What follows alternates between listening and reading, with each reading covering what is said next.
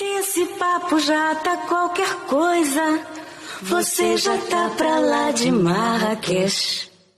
Começando o Pra Lá de Marrakech número 6. Meia dúzia, é esse? Meia dúzia. Eu aqui na Serra Carioca, no frio, e você nesse calor espetacular aí da pipa, hein? Pô, eu, com esse calor todo, eu queria estar um pouquinho no frio também, cara. Santo de casa não faz milagre. A gente sempre quer o que não tem. Como é que vai a vida aqui? Rapaz, ótimo. Aqui na quarentenado, hoje é o 140º dia de quarentena, já completando 5 meses quarentenado. Eu queria estar no mundo, viajando, perdido, rodando por aí. Estou aqui quarentenado, porque todos os lugares que eu quero ir são piores do que aqui, sem querer rimar, porque está tudo fechado. Tá e para onde fechado, né? o Lá de Marrakech vai levar a gente no número 6? Rapaz, o número 6, rapaz, é para contar uma história bem interessante, que muita gente me pediu para contar aí essa história, porque já faz muito tempo e foi uma aventura realmente digna de nota. Foi rara. Na minha vida foi uma só, que foi como é que eu acabei participando do Camel Trophy em 1985 e indo para Bornéu, na Indonésia, concorrer com mais equipes de 36 países. Foi 36 equipes de 18 países. Foi uma tremenda loucura. E a história é muito interessante, além de eu ter fotos boas para ajudar o pessoal a entender como foi, não é? Isso, vamos voltar, o Camel Trophy foi em 85, mas desde 82 o Camel Trophy já tinha aparecido no meu radar. E eu tinha dito, nossa, que barato, imagina fazer uma viagem de Land Rover, uma expedição por uma floresta dessa muito louca por aí perdida, deve ser um arraso, né? Com um Land Rover zero bala. Aí eu fiquei encantado, eu disse, pô, vou ter que fazer uma viagem dessa um dia. Aí, eis que eu estava na Inglaterra e eles estavam fazendo, aceitando a inscrição de concorrentes. Aí eu tentei me inscrever, mas disseram, não, aqui é só inglês. Você vai ter que esperar o seu país entrar. Eu fiquei triste, tudo bem. Aí o ano seguinte, 83, eu estava na Alemanha e eles estavam aceitando inscrições na rua, um carrão lá, um evento e tal. Eu fui me inscrever e disseram, não, você tem que esperar o seu país. Eu disse, pô, meu país nunca vai entrar, rapaz. O Brasil entrar no Camel Trophy é muito difícil. Mas eis que em 85, 2 anos depois, o Camel Trophy veio para o Brasil, rapaz. Eu falei, nossa, chegou a hora de eu me inscrever. Não sei como, mas eu vou me inscrever, né, cara? Eu já não era mais gatão, eu estava com 38 anos de idade, que era uma idade alta para o Camel Trophy, né? Nessa época eu morava em Búzios e tinha um bar. E ficava na night até de manhã, num bar. Ou seja, eu estava mais fora de forma do que... Não dá para entender. E eu disse, mas eu vou, pô, não custa nada, né? Já que é de graça, tem injeção na testa. E aí eu mandei. Mas como é que era de graça? Explica esse negócio de graça. Isso era um evento. O Camel Trophy é um evento que era organizado pelos cigarros Camel. E o cigarro Camel, o que fazia? Ele bancava um monte de dinheiro que bancava tudo. E ele entrou de parceria com a Land Rover. A Land Rover fornecia os carros e eles forneciam toda a infraestrutura para produzir o evento. E a Camel, né? Tudo isso era para fazer propaganda de cigarro, que naquela época era permitido. Então, eles gastavam essa grana para fazer publicidade. E selecionavam pessoas do mundo inteiro, entende? Que quisessem participar. Tudo que você tinha que fazer é ter carteira de motorista e falar inglês.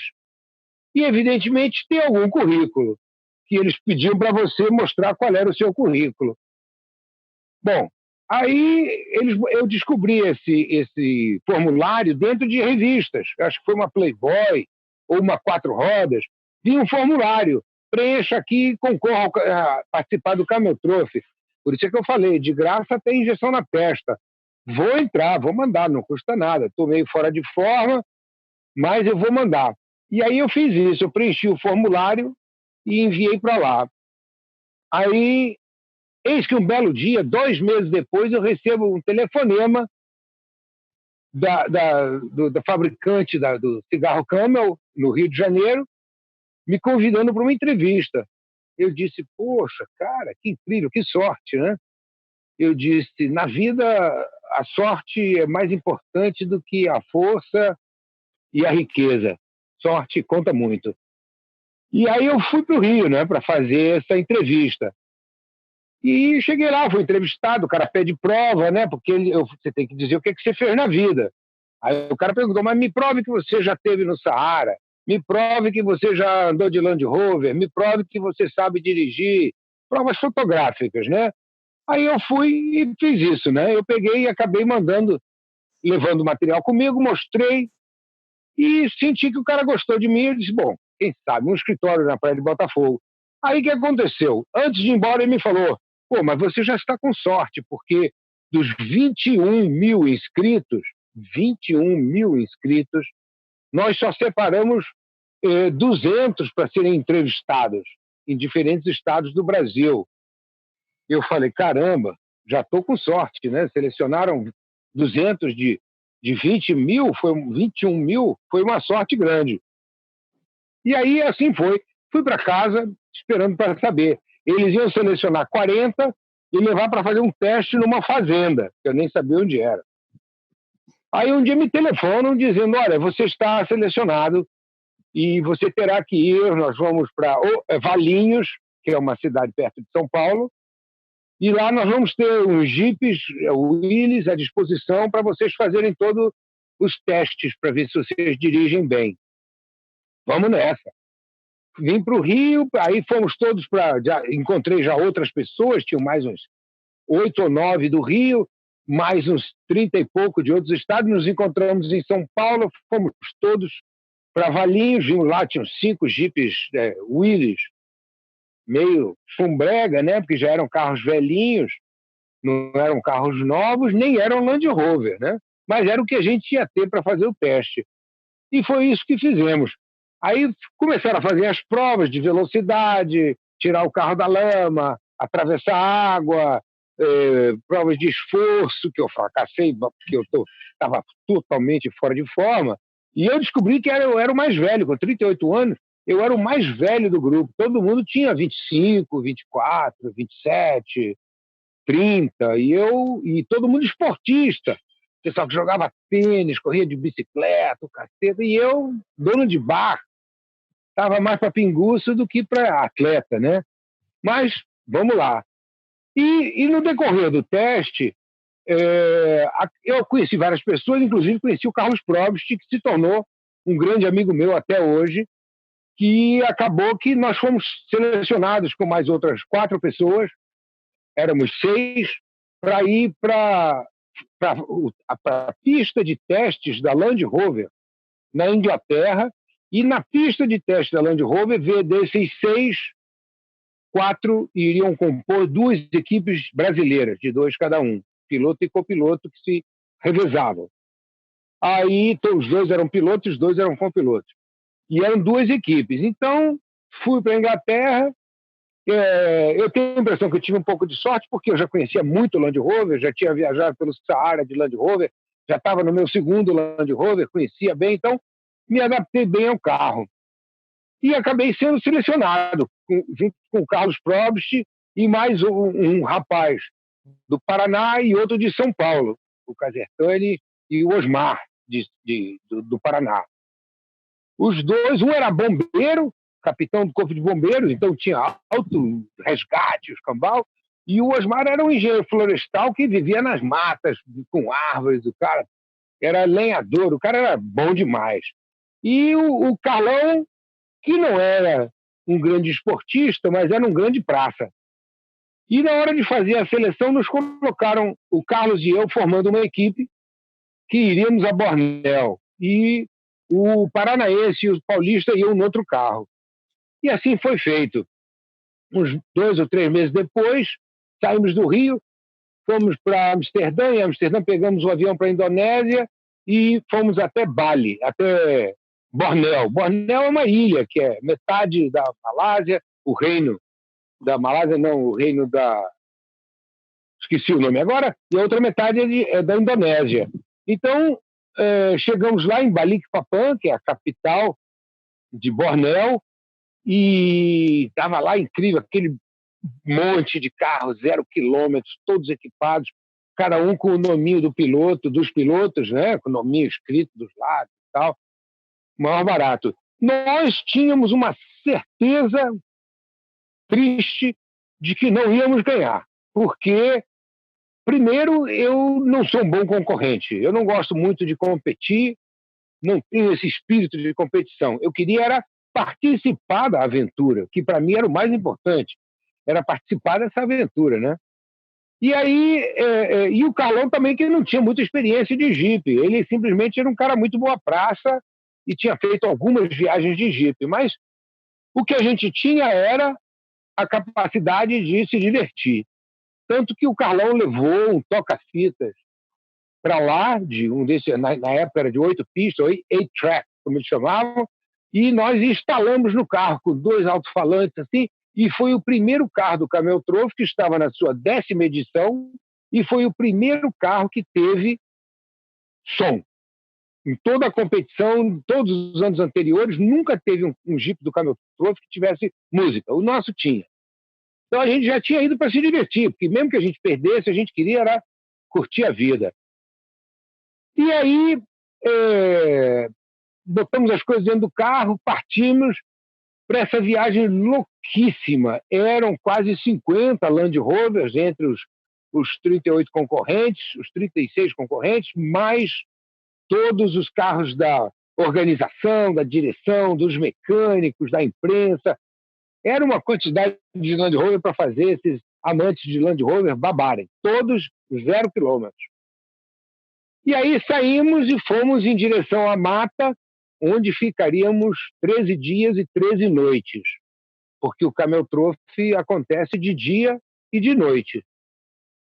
E a pessoa tem que estar totalmente independente. Nós teríamos que consertar o nosso pneu se furasse, teríamos que trocar o pneu se furasse, teríamos que cozinhar a nossa comida, levar a nossa água. Nós tínhamos que ser totalmente autossuficientes. Aliás, todos os concorrentes, né, tinham que ser autossuficientes. E assim fomos e começamos a competição. Tinha algumas equipes muito bem treinadas. Por exemplo, os holandeses, 6 meses antes de acontecer o evento, a equipe holandesa tinha comprado um Land Rover na Tanzânia. E eles iam todo mês passar uma semana na Tanzânia treinando. Quer dizer, os caras estavam bom de bola. A equipe italiana tinha feito altos treinamentos com Land Rovers idênticos. E nós tínhamos treinado com o Jeep Willys, cacaré caindo aos pedaços, umas catracas que mal conseguia andar. Então a gente teve grande dificuldade. A gente não tinha nenhum treino em sair correndo em alta velocidade. Aliás, para participar do Camel Trophy, você tem que ser amador. Se você já participou de uma corrida de rally, gincana, Fórmula 1, Fórmula Ford, qualquer corrida que você tenha participado, te desqualifica. Eles só aceitavam pilotos amadores. Mas tem muito piloto amador que está acostumado a pilotar com alta velocidade, nos passeios, no fim de semana, essas coisas assim. E lá fomos nós. Bom, realmente era muito difícil. O carro é maravilhoso, os pneus eram ótimos, todos os carros tinham guincho, mas o caminho que tinha sido escolhido era absolutamente sinistro. Era sinistro o caminho, quase que não dava para a gente fazer uma velocidade, nada. Era primeira, segunda. Teve dia que a gente fez 2 quilômetros. Imagina você andar o dia inteiro empurrando o carro, guinchando, subindo a ladeira, descendo, atravessando o rio, 2 quilômetros. Era muito pesado. E andávamos de noite também, porque era uma prova de tortura, eu diria assim, né? Era uma coisa para fazer as pessoas sofrerem. E tinha muita gente que acabou tendo piripaque, ficando assim meio lelé, estresse, porque era muitas horas, muito cansaço, muito trabalho, muita lama, muito mosquito no meio da floresta, muito mosquito, muitos insetos, muitas abelhas, muitos marimbondos, muitos insetos mordedores, e era extremamente desconfortável. Sem falar que chovia metade dos dias, todo dia. Então, todo mundo vivia molhado. Era horrível. Dormir sentado no carro, porque a barraca não tinha onde botar a barraca, estava tudo molhado. Era realmente muito sofrido. E por azar, ou sorte, mal sabemos, na segunda noite, o Carlos estava dirigindo uma prova de passar por uma lama gigantesca e nós nos aproximamos muito de um barranco e o carro engrenou assim num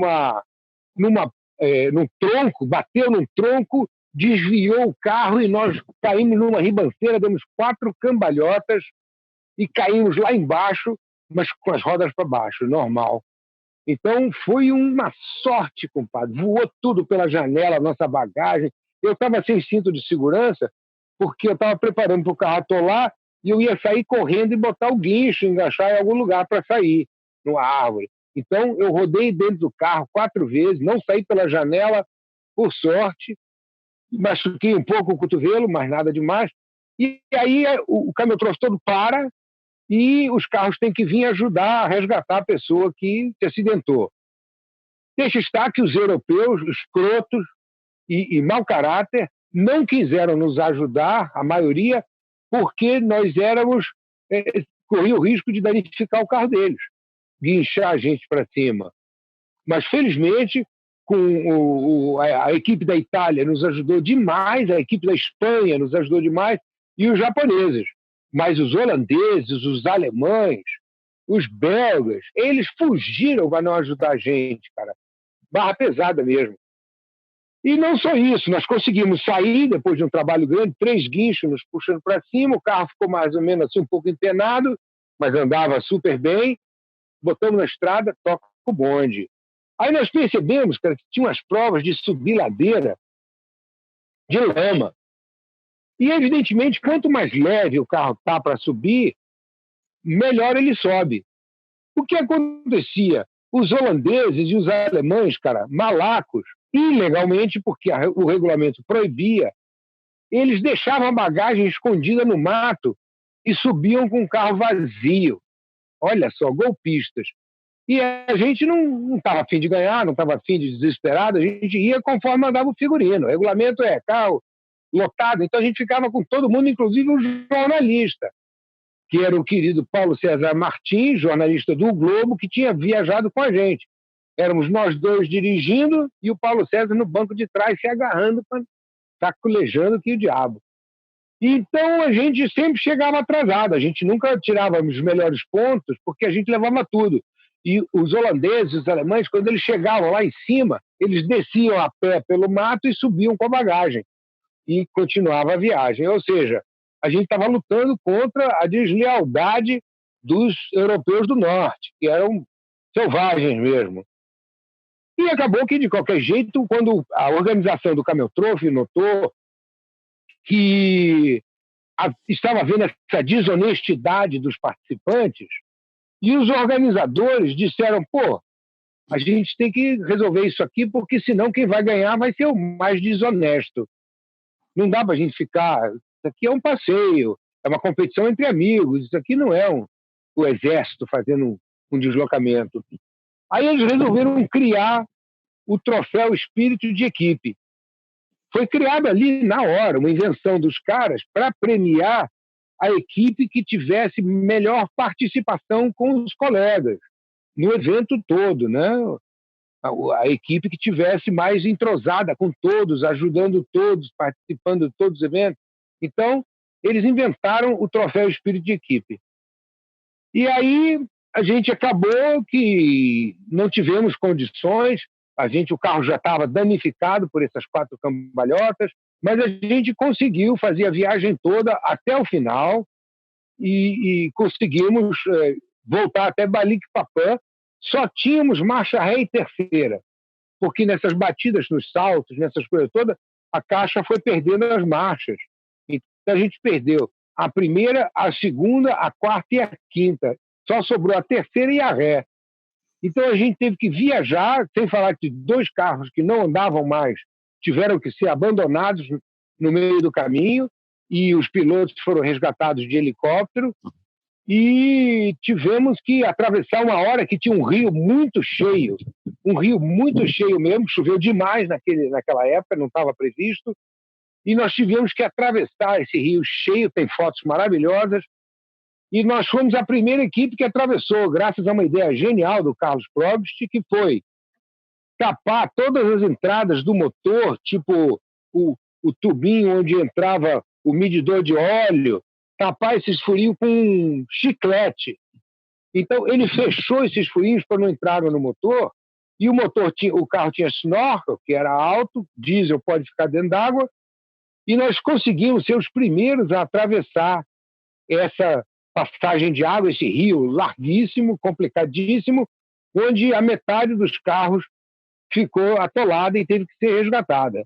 A outra equipe brasileira também passou super bem, e tem umas imagens maravilhosas deles passando com a água, entrando. A água ficava na metade do volante. A gente teve que abrir as portas, porque se o carro ficasse porta fechada, ele flutuava e não tinha tração no fundo. Então, para passar na água muito alta, você abre as portas e deixa a água entrar. Quando a água entra, o carro afunda. Afundando, ele toca no chão e anda, dá tração. Então, nós conseguimos atravessar, a outra equipe brasileira também atravessou, e, por sorte, estava com um cinegrafista do Camel Trophy, que fez umas imagens lindas do carro andando com a água no meio do volante, saindo pela janela, entrando e saindo pela janela. Imagina quanta água. Do outro lado, a gente parou e teve que limpar os carros, secar, consertar os motores que tinha entrado água, que dá calço mecânico, então tiveram que tirar a água de dentro dos motores dos carros que pararam. Nós não, a gente tinha passado. E continuamos a viagem até uma hora que encontramos um rio que não dava mesmo para passar, porque encheu demais.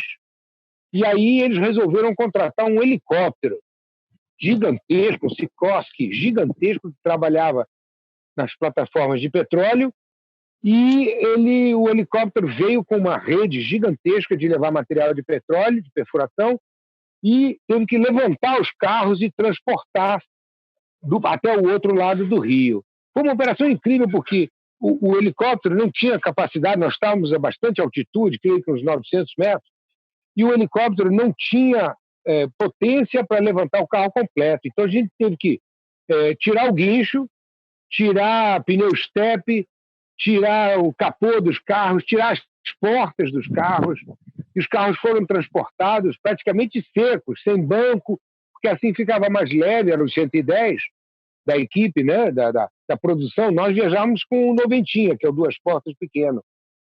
Então, mas foi um trabalho, imagina você pegar aquela coisa de 50 carros, são 150 portas que tem que tirar, são 50 guinchos, as baterias tiveram que ser tiradas, o carro tinha 2 baterias, então tirar as baterias de todos os carros, foi um trabalho, cara, enorme, mas conseguimos fazer. O helicóptero levou as baterias, depois levou as portas, montamos o carro, terminou o Camel Trophy, e o vencedor foi a equipe alemã, que, além de pilotar muito bem, tinha feito lá suas mutretas, não tinha ajudado ninguém egoisticamente, preservou seu carro e tinha subido as ladeiras todas de lama sem bagagem, como os holandeses. Nós tiramos, lá sei eu, dos 36 carros, acho que a gente tirou 32 ou 33, porque 3 carros tinham ficado para trás, nós éramos certamente dos últimos. Mas, quando acabou o Camel Trophy, no hotel vem que existe a eleição para o troféu Espírito de Equipe.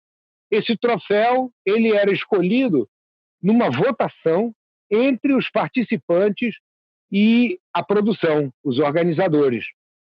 E nessa eleição, o Carlos e eu ganhamos o troféu Espírito de Equipe do Camel Trophy 1985 em Bornéu, que foi para mim o melhor prêmio, porque é o prêmio de que eu fui um dos que participou com coração, com vontade, dividindo com todo mundo, né? Curtindo a viagem numa boa, sem me preocupar em ser o campeão, porque eu sabia, você ganha o Camel Trophy, um ano depois ninguém lembra quem você é.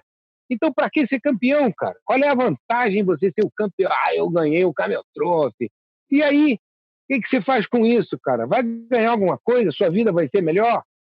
Tem que se divertir, cara. As pessoas passaram 2 semanas sofrendo horrivelmente para competir, estresse, tensão, e nós passamos 2 semanas nos divertindo, tentando, né? Porque, eu chorei várias vezes, o Carlos chorou. A gente passou por altas dificuldades de sofrimento, de inseto, de desconforto, dormir mal, 1, 2 horas por dia. Não foi brincadeira. Tem um livro disso, Aventuras no Camel Trophy, que o Carlos Probst e eu escrevemos, que vendeu 9 edições, 40 mil exemplares, foi o maior barato. E o Carlos chegou até a fazer um vídeo sobre isso, que quem procurar no YouTube vai encontrar algumas coisas sobre o Camel Trophy de Bornéu. E foi o maior barato ganhar o troféu Espírito de Equipe, porque realmente me fez um bem à cabeça maravilhoso, cara. Eu me senti assim, super legal mesmo. Foi genial, foi ótimo. E aí voltamos para o Brasil, escrevemos esse livro, que vendeu pra caceta, mas agora está fora de impressão. Então, se alguém estiver interessado, eu ainda tenho lá uns 4 ou 5 livros aqui em casa, mas não tem muitos mais. Eu dividi com o Cláudio, com o Carlos Probst, e eu gostaria até de fazer um e-book para botar na internet para a maioria das pessoas. Porque o e-book hoje em dia é uma solução barata e eficaz. Um dia desses eu acho que eu consigo. De qualquer jeito, o Camel Trophy foi uma aventura que é inesquecível. Você só pode participar uma vez na vida. Você não compra, você tem que ser escolhido. E foi uma alegria imensa, depois de ter tentado 2 anos seguidos participar, e no terceiro conseguir participar. Qual é a premiação, Tio? Nenhuma, 0. Não ganhava nem um Land Rover? Não ganhava nada. Você tinha direito a comprar o Land Rover a preço de custo. Mas quem é que queria comprar um Land Rover daqueles, cara? O nosso tinha empenado. Você botava uma linha assim do para-choque, ao para-choque da frente ao de trás, e você via que o carro tinha curvado. Ele empenou o chassi. Todos os carros estavam destruídos. Você vê nas fotos que os carros saltavam, capotavam. O nosso deu 4 cambalhotas, o teto empenou, a caixa de transmissão, a caixa de marcha, também perdia as marchas, tinha quebrado coisa. Então, você vai comprar um carro acabado? Ninguém quis. Para dizer a verdade, eles ofereceram os carros a preço de custo para quem quisesse e ninguém comprou. Ninguém comprou. Parece brincadeira, mas é verdade. Então, esse foi o Camel Trophy. Você ganha uma plaquinha desse tamanho assim, você participou do Camel Trophy, e quem ganha o troféu lá, ou quem ganha quem é o campeão das provas todas, ganha uma placa, e quem faz o troféu Espírito de Equipe ganha uma placa igualzinha. Então, valeu, porque foi uma tremenda aventura, uma das coisas mais incríveis que eu já fiz na minha vida. Conheci muitas pessoas interessantes que continuam minhas amigas até hoje, como o pessoal da Bélgica, como o Carlos Probst, que se tornou mais do que amigo, se tornou um irmão, que hoje mora em Manaus, e essas pessoas passaram a fazer parte da minha vida. Camel Trophy é uma experiência, pena que acabou. E acabou porque, com a proibição de anúncio de cigarro, em todas as televisões do mundo inteiro, a Camel, fabricante do cigarro, não pôde mais fazer anúncio. E o Camel Trophy, mais do que uma competição, era um grande anúncio, era um grande comercial do cigarro. Entende? Então, vocês ganhavam cachê para fazer? 0, eles conseguiam, em vez de pagar, eu tinha total certeza que o nosso trabalho era um trabalho de modelo. A gente estava lá para ator. Só que ganhava uma experiência inacreditável. Na realidade, nós deveríamos ter sido pagos para fazer essa divulgação, porque você assina um papel autorizando eles a fazerem anúncio com a sua cara antes do evento, né? Você está tão doido que você entrega todos os seus direitos. Mas o nosso carro nunca foi usado em nenhum anúncio por uma coincidência, porque logo que começou, o nosso carro estava escrito Land Rover, tem um adesivo que fica no para-brisa, Land Rover, grande assim.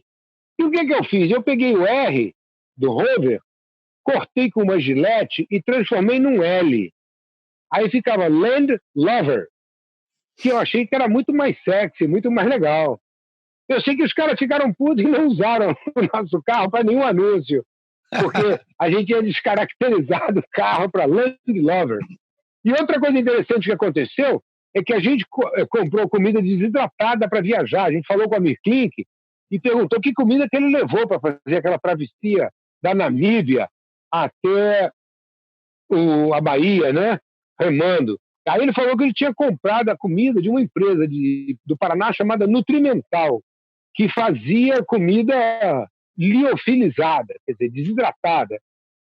Aí nós pedimos para eles fazerem uma dieta para 2 semanas. No dia que a gente ia viajar, chegou uma Kombi lotada até o teto de comida, cara. Não dava para a gente levar essa comida toda, senão o carro não andava. Tinha mais espaço do que carro ia ocupar, não tinha como a gente levar. Então a gente acabou deixando metade da comida no Brasil e levou a metade que interessava. Entre elas, várias caixas de limão desidratado em pó. Limão em pó que você adicionava água e ficava limonada para fazer. O que a gente fez? A gente levou algumas garrafas de cachaça também. Em pleno cameltrofe, naquelas noites de chuva, a gente botava o som para tocar, um Eric Clapton, Bob Marley, e pegava as garrafas de cachaça, escondido, porque não podia levar álcool, e misturava com esse limão liofilizado e fazia caipirinha high-tech. E aí os amigos vinham todos, os carros vinham todos com a gente confraternizava. Até os diretores vinham confraternizar com a gente, sabendo que a caipirinha não devia estar lá, mas eles deixavam, porque na realidade eles não se importavam. Está explicado o fair play, hein, tio? Está explicado o fair play. Vocês subornaram os caras, hein? Com caipirinha. E com música. Imagina você ficar 13 noites perdido naquela floresta de Bornéu, cara, e poder ouvir um Bob Marley, sabe, no meio da night. A gente se divertia muito. E temos testemunha disso, que é o próprio Paulo César Martins, meu querido amigo, que é jornalista até hoje, que veio fazendo a reportagem pelo Globo e que ficou chateado com a gente, porque a gente não concorreu com a seriedade que deveríamos. Ele falou, porra, vocês não vão querer levar o caneco para casa? A gente falou, pô, cara, a gente não é competidor, a gente é do time mais fraco daqui. É que nem você botar um time lá de futebol de várzea para jogar com um time bravo como o Flamengo, o time oficial do Flamengo. A gente não tinha chance de ganhar, a gente não treinou, a gente treinou nos Willys caindo aos pedaços. A gente não somos pilotos de corrida, então a gente não tem como ganhar isso, a chance era 0. Tanto que ganharam as pessoas que treinaram mais, que foram para a Tanzânia durante 2 meses fazer treinamento, que fizeram uma pista de provas na Holanda para ficar todo sábado e domingo treinando. Esses foram os caras que ganharam. Entende? Nós tínhamos consciência de que a gente não ia ganhar, então já dissemos logo no primeiro dia, cara, nós viemos aqui para se divertir. Vamos curtir esse troço, que essa vai ser uma das maiores aventuras da nossa vida. Se ganhar, ganhou. Se não ganhar, não havia nem prêmio espírito de equipe quando a gente começou, não era o nosso objetivo. Essa história do espírito de equipe eles inventaram para compensar a selvageria dos europeus do norte que estavam agindo de maneira desonesta para ganhar o primeiro lugar. Então eles disseram, pô, então não temos que fazer alguma coisa para fazer o Camel Trophy uma equipe. E aí inventaram esse espírito de equipe. Foi uma invenção que não tinha antes. Foi o primeiro ano que teve o troféu espírito de equipe. Foi o 10º Camel Trophy, mas foi o primeiro ano. Foi o ano em que o Camel Trophy virou guerra.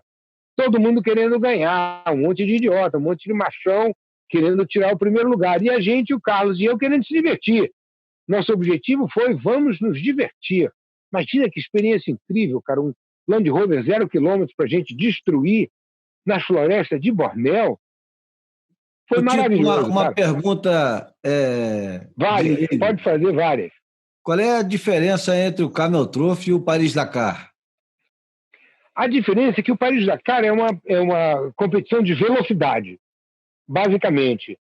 Eu me lembro que há uns anos atrás eu encontrei com a Amir Klink em São Paulo e ele me falou alguma coisa assim como eu estou indo, me convidaram para participar do Paris-Dakar e você acha que é legal? Eu falei para ele, o Paris-Dakar é uma excelente oportunidade de você não conhecer a África, porque você vai viajar a 200 por hora, toda noite você para quebrado e dorme, de manhã você acorda e corre a 200 por hora até dormir, então você não vai ver nada, mas é uma emoção fantástica. Eu gostaria de fazer o Paris-Dakar pilotando o apoio, como mecânico, num caminhão, no carro de peças, no carro que leva os mecânicos. Aí sim, mas para ir no Paris-Dakar, correr que nem só para quem é corredor mesmo. O Camel Trophy não, era uma coisa mais devagar, era uma prova técnica, andar na lama, subir uma ladeira. Então tinham as provas, elas eram todas assim, de repente tinha uma ladeira de 1 quilômetro de lama, quase que não dava para subir a pé. E aí eles diziam, quem é que sobe lá em quanto tempo? Aí subia meia hora, com guincho, né? Vai se puxando. Aí o outro conseguia fazer a metade no motor e metade no guincho, 25 minutos. Então, era um horror. A gente ficava 5 horas parado para subir todo mundo. Imagina, 36 carros para subir, 36 equipes. Demorava, cada uma leva 2 horas para subir, outra leva 3 horas, outra capota. Então era um trabalho, cara, era um sacrifício monstruoso mesmo. Então, o Paris-Dakar é alta velocidade, alta técnica, e o Camel Trophy era esforço, sacrifício, lama, lentidão. Enquanto o cara faz 200 km por hora no Paris-Dakar, a gente fazia 2 km num dia. Teve dia da gente fazer 2 km, empurrando o carro pela ladeira acima. E quem vê essas fotos, que eu tenho as fotos aí para vocês verem, foi uma tortura mortal. E Bornéu Essa é a grande diferença. Bornéu tem animais selvagens, né? Você falou de insetos, sim. Animais fugiam dos carros, né? Vocês não encontraram nenhum, né? Rapaz, a área é o seguinte, Bornéu, vamos falar agora de meio ambiente. Bornéu é uma das áreas mais devastadas pelos madeireiros chineses. Os chineses corromperam os indonésios para destruir as florestas de Bornéu. Então, quando nós chegamos lá, a gente usou antigas estradas de madeireiros, que já tinham retirado toda a madeira valiosa. Então, o que tinha era uma devastação. Não era uma floresta em bom estado. Era uma floresta que já tinha sido devastada. A maior parte da madeira de qualidade tinha sido retirada, o que sobrou é madeira sem valor. Então, era uma floresta muito pobre. E os animais já tinham ido embora, já desde a época do desmatamento, que os madeireiros tinham afastado tudo. Então, a gente encontrou uns lagartos, umas cobras, mas pouquíssima coisa. O barulho não espantava tanto, porque a gente quase não andava. Nosso evento era quase silencioso, todo mundo empurrando com o motor e tal, mas não tinha um estrondo muito forte. Muito bem. Foi um belo retorno do Pra Lá de Marrakech. Esse foi bem Pra Lá de Marrakech, né? Esse foi na Indonésia, em Bornéu, na Indonésia. Então, é um grande prazer. Eu adoro fazer esses Pra Lá de Marrakech, fico feliz. É bom que a gente tenha descansado um pouco aí, deu umas 2 semanas de descanso. Você precisava sair daquela cidade enlouquecida e ir para essa mata, sair das montanhas, para o friozinho, para um vinho gostoso, um chocolate quente. E eu aqui aguentando essa barra desse vento e esse sol, sofrendo muito aqui na nossa quarentena de luxo. Ficar quarentenado aqui em Pipa é um grande luxo. É verdade. E a lição que eu tirei dessa tua história de hoje foi que se te derem um limão, você desidrata, leva para o meio do nada e faz uma caipirinha. Prazer falar contigo, Tito. Grande prazer. Grande abraço. Grande prazer. Um grande abraço e até a próxima. Obrigado, pessoal, pela paciência e audiência. Esse papo meu tá qualquer coisa e você tá pra lá de terra.